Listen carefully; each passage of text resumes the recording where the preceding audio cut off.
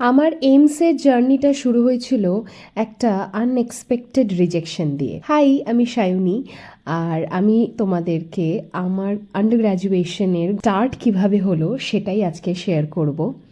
Class 12-এর পর আমাদের সবার জীবনেই একটা বড় প্রশ্ন আসে, হোয়াটস নেক্সট। আমার বেসিক্যালি কোনো প্রফেশনাল কোর্স করার খুব ইচ্ছা ছিল, and I sat for BSc honours nursing entrance এক্সামটা কন্ডাক্ট হয় বাই এইমস দিল্লি। আমার টাইমে এইমস নার্সিং এক্সাম সম্বন্ধে maximum people were unaware of.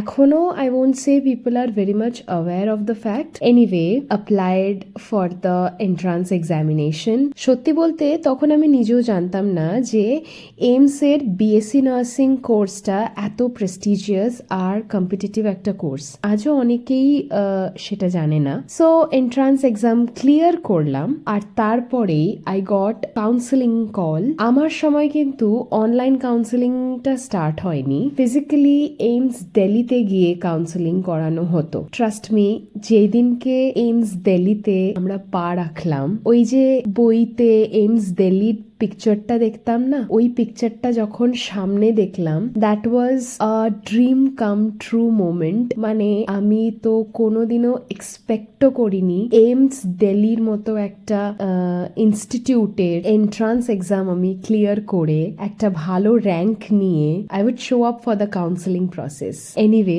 মনে হচ্ছিল এইটাই হয়তো আমার নতুন জার্নির শুরু, কিন্তু সেখানে এমন একটা ঘটনা ঘটলো যেটা আমি একদমই এক্সপেক্ট করিনি। তারপর কি হলো সেটা বলবো পরের পার্টে, তার জন্য ফলো করে রাখো। বাই।